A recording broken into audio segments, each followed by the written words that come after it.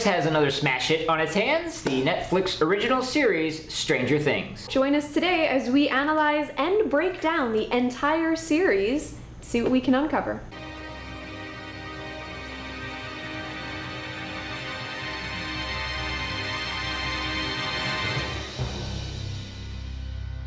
One of the most interesting things to me about Stranger Things is Netflix almost lost me right from the beginning. Okay. My Facebook, my Twitter, everything blew up when this came out, huge, and I was curious. It was huge. Yes, I went to Netflix, and under genre was listed as science fiction and fantasy, and I was extremely confused because everyone was saying it was a brand new horror TV show, and nowhere was this listed as horror. I was immediately disinterested. Very interesting. Yeah, I think that Netflix may have got a little bit confused, and it's not uncommon. Some other movie companies they say that there's supernatural elements, therefore it's fantasy, which of course is not true. They say that there's some alternate dimensions. Of course, that doesn't necessarily automatically make it sci-fi. Or even things get kind of pigeonholed into horror, where if it has a monster, it has a jump scare, it's horror, when it may really not be horror. Yeah, it does work the other way as well, and that turns off people on that direction as well. So then again, I do have to say, possibly, in Netflix's defense, they are looking for the broadest audience possible, and when you do say it's horror, sad as it is to say, you do turn off a lot of the casual viewers. Yes, unfortunately. They immediately go to the torture porn or something that they don't like, or honestly, they just don't like being scared, as terrifying as that sounds. So Netflix may have done that in a very deliberate way in order to drum up business. And I get it. I do totally get it. You know, if you're a horror fan, you watch horror and you watch other things, because there just isn't that much out there. Yeah, otherwise you wouldn't watch anything, really. Yeah. But maybe if you're a drama, you're a thriller, you're a sci-fi fan, you're going to watch a lot of different things, but you may not necessarily watch horror. So, you know, don't get me wrong, I understand why they didn't list it as horror, but I also think if you're not prepared, you think it's sci-fi fantasy, and you turn it on, it was scary. There were a lot of very scary horror elements, and I get it, appealed to the general public, but maybe missed the mark on that one a little bit.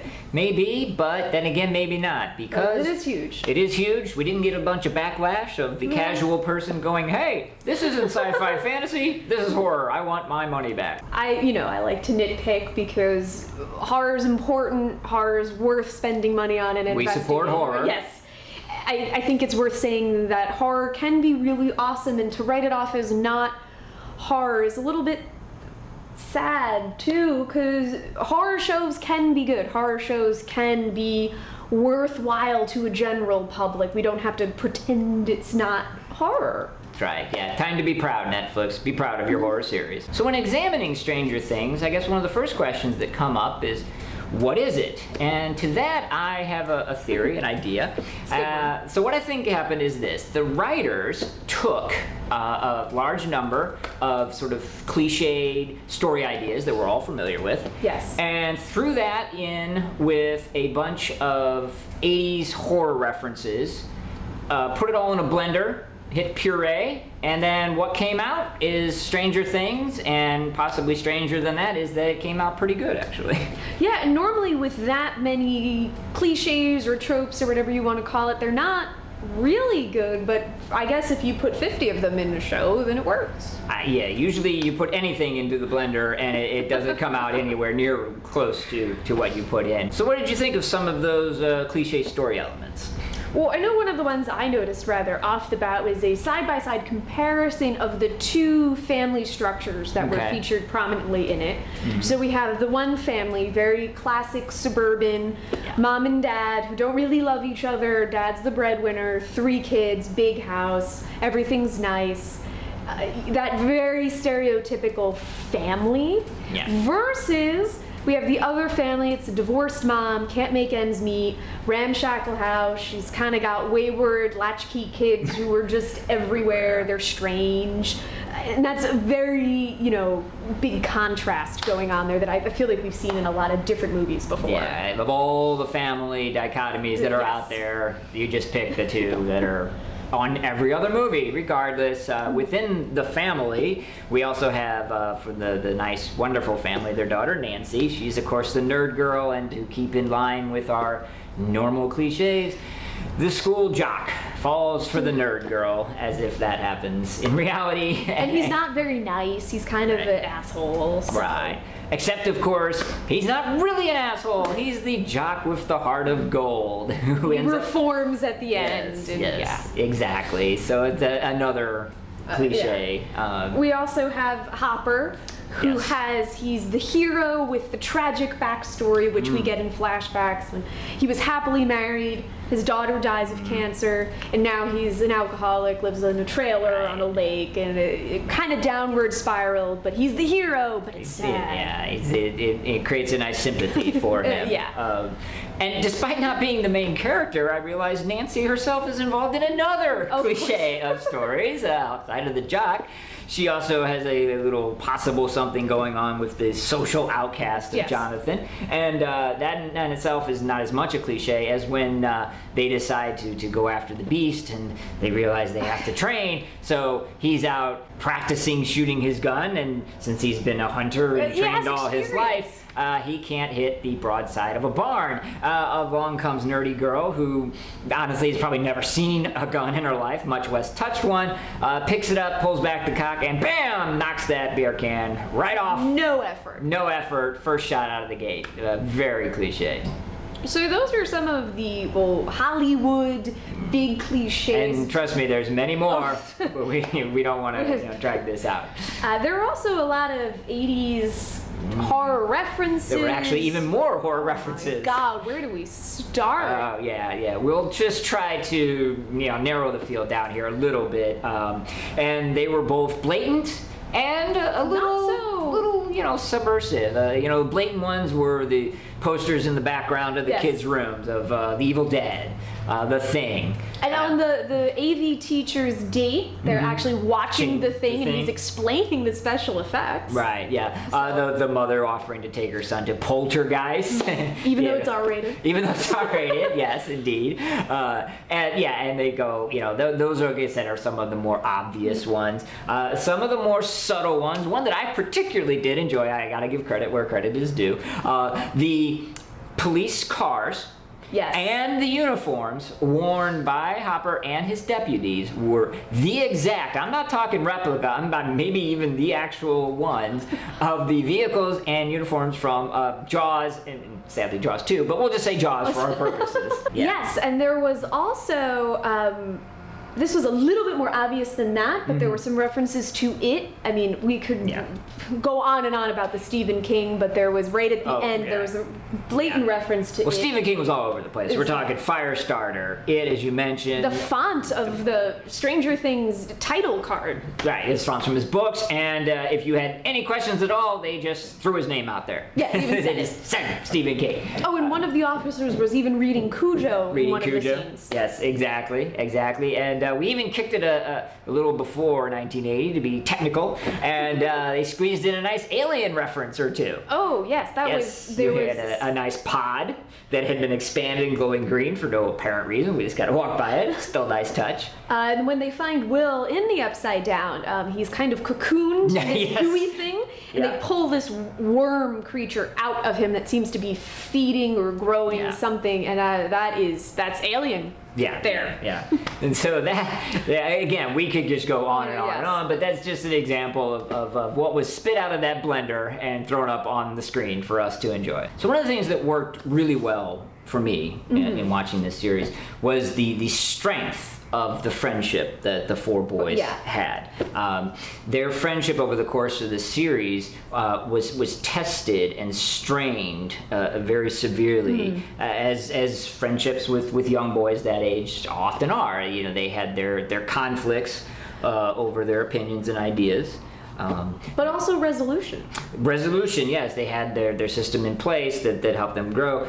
They had one of those, when you're 11 years old, evil, nasty, dirty girls come in. But that's a major disruption. And they were able to weather it. They were able to overcome it. And they did it in a believable, logical way. Was not a resolution that kind of came out of nowhere or wasn't without consequence. And it wasn't immediately either. No. There was some pulling apart of the group, some disagreements, Yes. who was on whose side, and it felt like it kind of did the silly putty, Yes. pull apart, come back together, pull apart a different way, come back together over the course of the 8 episodes. Right, and that was done after they had established that there was the strong bond. That was key. And that was very clear from almost the first frame of the series. It was them playing Dungeons and Dragons and clearly being a very strong unit. So that definitely was a strong point for me.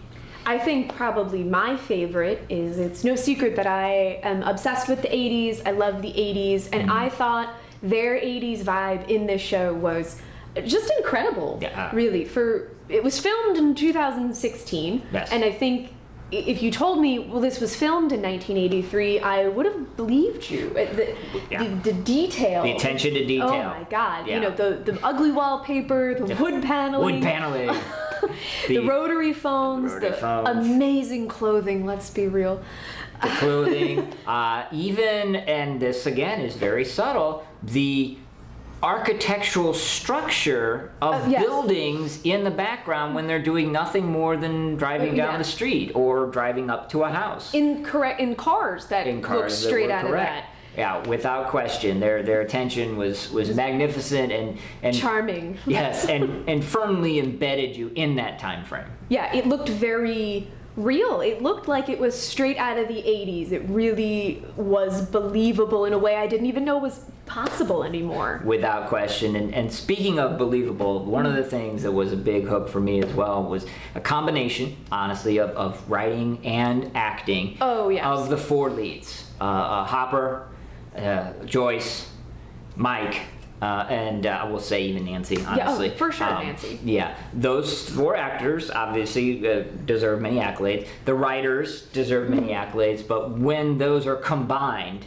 I think we get something on screen where you are drawn to those characters, drawn to the portrayals, drawn into the production because of it. There's a depth in their characters that makes them seem like a very well-rounded, interesting person who we kind of see go through different things. You know, especially Joyce, especially Nancy, I feel go through some different story arcs, and how they respond to that seems very honest and very well written. Yes, you feel for these characters. What happens to them, you are impacted by, and that is the hallmark of any good or expertly written show and expertly acted performance. So for as much as we like Stranger Things, we do have to be fair. No show is perfect, and there were a couple of issues with this, not a lot, but one of the main ones for me that's in kind of a few places is the sort of unrealistic reaction to the fantastical. As an example, you know, with Elle using her telekinesis. And they're not completely freaking out. And I know they're 11-year preteen, tween boys. They're a little nerdy, but generally, if a girl flips a van in the street, you should maybe scream. Yeah, and if you don't, because you know her and accept her, the 20 neighbors who witnessed that might be screaming and calling 911. When, you know, your friend is hurled 20 feet across a yard, you should be alarmed. Even the first time it ever happened in the show, the first time they saw her use her powers, there was no reaction. There was just instant acceptance. And maybe I get gradual acceptance, but to just right go off the for bat. it, The one exception to that, and I will give this praise, was with Joyce. Yes. Her, you know, she fell hook, line, and sinker for the fantastical creatures coming out of the walls, communicating with her son through lights, but she was grieving as a parent. Yes, and I think as a mother losing their son, you don't want to believe you've lost your child, so she will jump on anything that gives her an explanation, and totally there with you on that. On the other side, you've got Hopper, a career policeman trained for logic, facts. First time he sees anything having to do with the Upside Down, nothing. I accept it. You were right all along. Just straight on the path. Yeah. That did rub me a little bit of the wrong way. Was there anything that you kind of took exception to? Or? Yes. Okay. Unfortunately. Knew there would be. The biggest thing for me was I felt the rules of the Upside Down made no sense to me. Maybe there is an explanation that I missed, but I understand it's in the government lab, this entrance, and they created it. They explain you need a lot of energy. There's this opening, gooey opening that they go through, and I accept that explanation, and I'm there. However, I felt like when they needed a convenient way to move the plot along, there's an entrance in a tree stump. The monster seems to come and go, but he can also take people out of the real world and bring them into the Upside Down without a portal. So it was a little unclear on the rules of how this world worked and how the monster and people got in and out of the world. Yeah, I don't think you missed anything at all. I watched the same show, and I had similar complaints. I never got how exactly it worked. You know, he was able to come through walls at will sometimes. Like, Andy came through the wall, but then prior to that, he could just kind of scrape at the wall for a nice, cool, sort of horror tropey thing of the thing coming through the wall. Little Nightmare on Elm Street there. Nightmare on Elm Street, that's what I was looking for, yes. So indeed, they had a few little gaps in logic as regards to the Upside Down. Not a necessarily gap in logic, but another sign of what, honestly, I must admit is poor writing, was the Deus Ex Machina on the science teacher, Mr. Clark.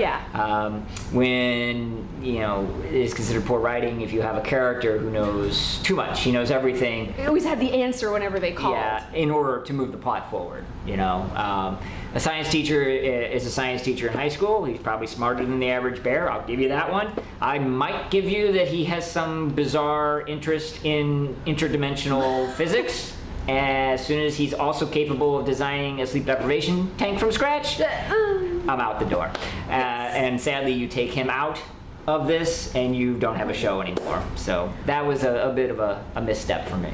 Well, I think the overarching issue that ties all of these issues together, it was a little compressed in 8 episodes. I think we both felt that way. Yes, definitely could have gone longer. I think with American TV shows that have kind of 23 episodes a season, it's a little too long, a little meandering.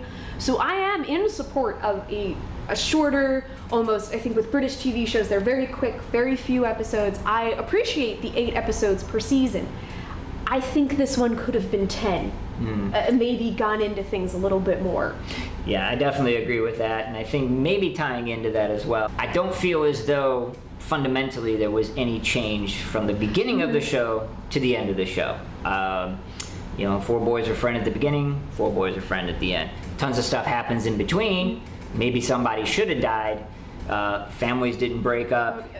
Nothing. Yes, Nancy picked up a boyfriend. Woo! Not a major, you know, life-altering thing. She's a teenager. They'll be broken up in a year. I felt that it would have benefited more so if we had seen some growth. Or major rift. Major rift. Anything that had changed the status quo from the beginning of the show to the end of the show. So in the final analysis, I'll have to say that Stranger Things was a slightly flawed, but overall very enjoyable, very entertaining series. Yeah, I actually felt pretty lucky on one of my Netflix binge nights for this. It was actually storming, so I got to watch it during a thunderstorm at night. It was really made the atmosphere. It was really great to watch, honestly. All right. Well, whether it's thunderstorming or not, we recommend you go and binge watch and check out the Netflix original Stranger Things. So obviously, there is much more in Stranger Things than we could ever possibly hope to get into in this video. But if we did miss anything, you know, let us know in the comments. Let us know what you thought as well. Definitely. And subscribe to our channel so that we can continue to bring special presentations like this.